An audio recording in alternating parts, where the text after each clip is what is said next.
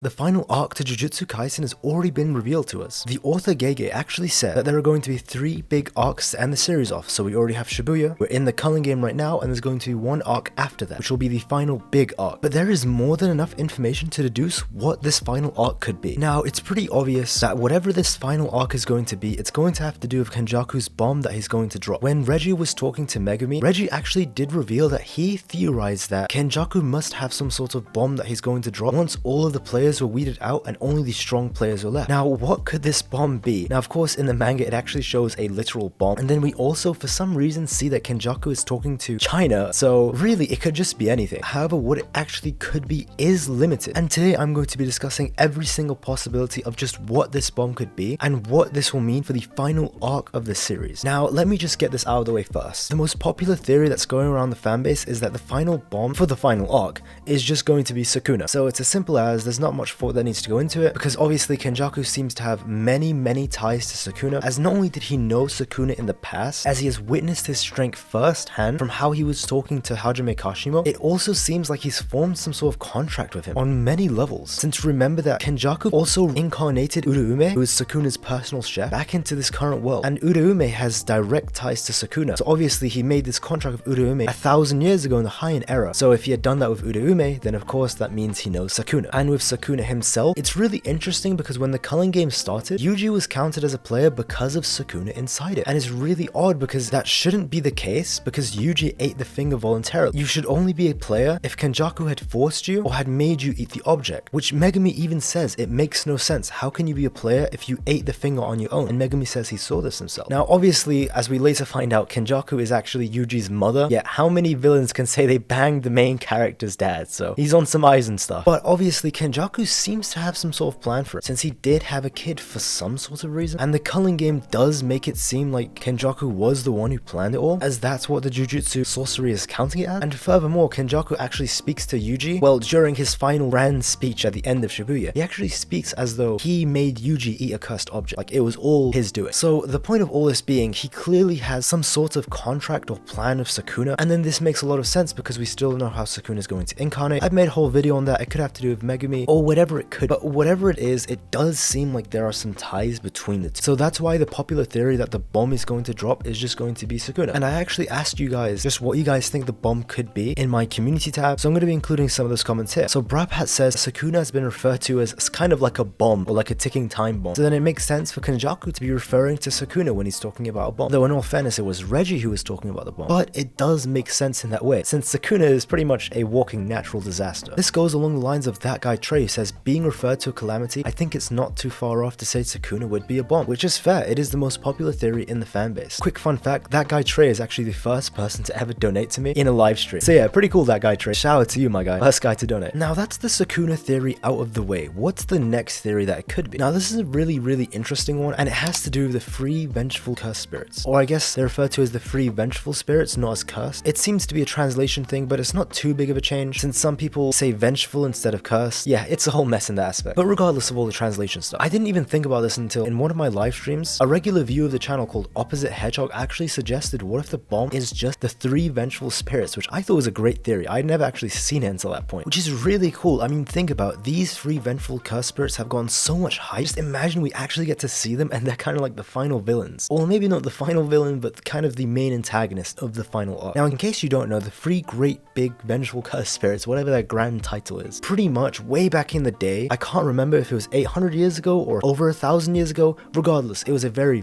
long time ago. The 3 heads of the clans, of the Kamo clan, Zenin clan, and Gojo clan, were all just very powerful, and they all ended up actually becoming vengeful cursed spirits. They became so powerful, as a matter of fact, that for the rest of history, the 3 clans that they had ruled over had actually become the 3 big clans. So yes, the reason the Zenin, Kamo, and Gojo clan are the 3 big clans is because of these 3 vengeful cursed spirits. So they were humans who were transcended into cursed spirits, in the same way that Naoya had done, or in the same way Sakuna has done. Though I have seen people say that Sakuna is not a cursed spirit, but something like Tengen, where he's like half and half in between. Even if he is like Tengen, I count Tengen as a cursed spirit, since Tengen can be manipulated by Geto's technique. So by definition, Tengen is a cursed spirit, just a human who has turned into one. And in my own opinion, I think Sakuna is one. I know some don't agree, which is fine. This video is not talking about that. But going back to the main point, imagine seeing these 3 monsters just finally come out of the woodworks and fight everyone, which is even what Stat, an active member in the community, said. I'm thinking it could be some extremely extremely powerful vengeful spirits. Which, to be fair, he doesn't actually say the 3 big vengeful spirits, he's just saying some very powerful ones in general. So yeah, it could just be that as well. And we also have Flippy Napkin say it could be Sukuna, however, it could also be the 3 vengeful spirits. And then he says bonus round, it's Godzilla. Yeah, that would be quite the treat to see a kaiju cursed spirit. I would actually love that the most. And of course, we have Opposite Hedgehog himself. So he actually responded to the community post again, giving his opinion again, saying it'd be the 3 vengeful spirits. So yeah, thanks for that, Opposite Hedgehog. And then we also have Joe Smooth, very active in the community as well. He says obviously it might be Sukuna's #1 pick, but he also said it could be vengeful spirits from the great families or just in general. So this is an interesting answer because he's saying, as I highlighted, it could just be people who are strong as Uro and Ryu who also just became vengeful cursed spirits in the past or something. So not these characters, because obviously these characters aren't dead, so they can't become that, but he's saying people as strong as them in the past. And he also says that he mentioned on stream, which he did, that a 6 eyes limitless vengeful spirit user. So obviously one of the 3 big vengeful spirits is a member of the Gojo clan, a 6 eyes limitless user. So someone who with Gojo's abilities. And imagine Gojo, but if he was a vengeful cursed spirit. Absolutely crazy. I really hope this theory is true the most, because I really just want to see that, the 6 eyes limitless vengeful spirit. That's just nuts. Now, we've spoken about Tengen quite a bit, and now that's another theory that's quite popular, because obviously there's been a lot of foreshadowing that Tengen is going to be the one that merges with Kenjaku, since Kenjaku's plan is to get Tengen. Of course, the whole point that he wants Tengen is so that he can just affect all of Japan, or the whole world, so that he can kind of affect every human in a way, so that he'd be able to merge all of humanity. He's going to try to do some crazy shit. So he didn't actually say it's anything like a final boss. However, it's very likely that Tengen, if he does get captured with Kenjaku, is just going to be the final villain of the series. And while we're talking about Tengen, I just wanted to throw in something pretty interesting, and it's the fact that Riko Amanai was the key to letting all of this happen. Had she just merged with Tengen, then Tengen wouldn't have become this amalgamation of some cursed spirit or human. Like I said, Tengen is in between a curse and a human, though he leans more towards a curse, since he can be affected by Geto's curse manipulation curse technique. So it's just really interesting how Toji, the one who lies outside of cursed energy and the person who could break this cycle, because basically there's kind of like a destined cycle with the 6 eyes and with Tengen, and with the vessel always merging with Tengen. It's really weird. It really brings into the fact that fate does exist, but for some reason fate is based off of cursed energy. So Toji, the one who didn't have any cursed energy, was actually the one who was able to break that cycle and kill her. So she was really the main reason why all of this was possible, because had Tengen merged with Riko, or I guess if Riko had merged with Tengen, then none of this would have been possible, and Kenjaku probably wouldn't have launched his plan, because this made it the perfect era and one of the only eras where it was possible to do this, because everything just fell into place. With Mahito existing, Tengen being affected by curse manipulation, he had all the contracts ready. So yeah, this was the prime time for Kenjaku to strike, and this is what Stronghold, I know I keep saying this, but everyone's actually an active member of the community, so all legends. He also says, yeah, I feel like Kenjaku himself after he merges with Tengen. I mean, this could be the case. Obviously, I kind of hope it isn't just like a big bad monster, even though I said I wanted a kaiju. I mean, if it was a kaiju, I'd love that, but I hope it's not just some big bad creature that they have to beat as a team up. But it is possible that if he merges to Tengen, he'll be some super beast. And I know the point of him merging with Tengen isn't to become stronger, but I'm just saying that could be a byproduct of that. And this goes along the lines of what Seven Sin was also saying, which he also thinks that it's most likely Sakuna, but it also just could be him and Tengen, or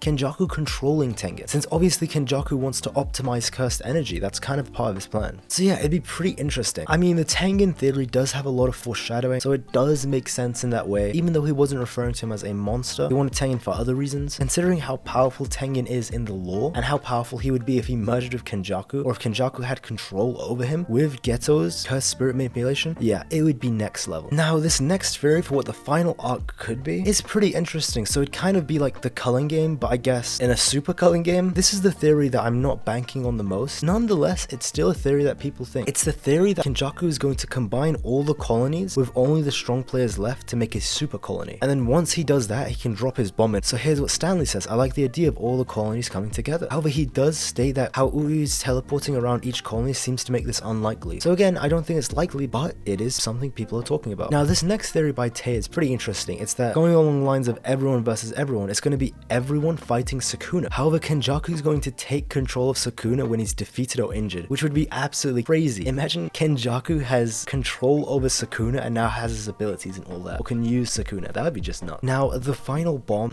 did I say the final bomb? The final theory, which I guess is a bomb, is if it's just a literal bomb. Seven Sins, again with another theory, says the bomb could just be a distraction to throw the sorcerers off. So he's basically saying that it's going to be a literal bomb, and then he's going to use another bomb with Tengen. So it'd be like two bombs, an actual bomb, and then Tengen being the final villain bomb. And we also have Melon Lord, who says it could quite literally be a bomb. Kenjaku was meeting in China and had something to do do with the explanation of cursed energy, which he says is speculation, but he does make an interesting point. We aren't sure if this is the only nation that Kenjaku has come into contact with, and he also further clarifies that many other powers would want to monopolize cursed energy, kind of like how in Chainsaw Man, how everyone had fragments of the Gundam, how like China had 20%, Russia had 20% or something, America had like 15%. I thought this was actually a very nice theory. It does tie back into the fact that Kenjaku was meeting with governments, or at the very least with the Chinese government. For some reason, we still don't know why, which happened to be when Reggie was talking about the bomb or something. But those are all the theories. Which of these theories do you think is true, or do you perhaps have your own theories on what the bomb could be? Please let me know in the comments down below. And of course, if you enjoyed the video, please do be sure to subscribe. I have a ton of JJK content just like this, a ton of what ifs, versus battles, discussions, theory videos, and the whole bunch. So if you're into that, subscribe. And that's pretty much it from me. If you actually have any video ideas too, let me know in the comments. This video itself was a suggestion. If there's any particular topic you want to see discussed, just let me know. And I do stream quite regularly, sometimes just playing games, a lot of the times actually like doing some JJK theory talk or power scaling along those lines, so be on the lookout for that. But yeah, if you've made it this far, you're an absolute legend. Thank you for watching and have a nice day. Take care.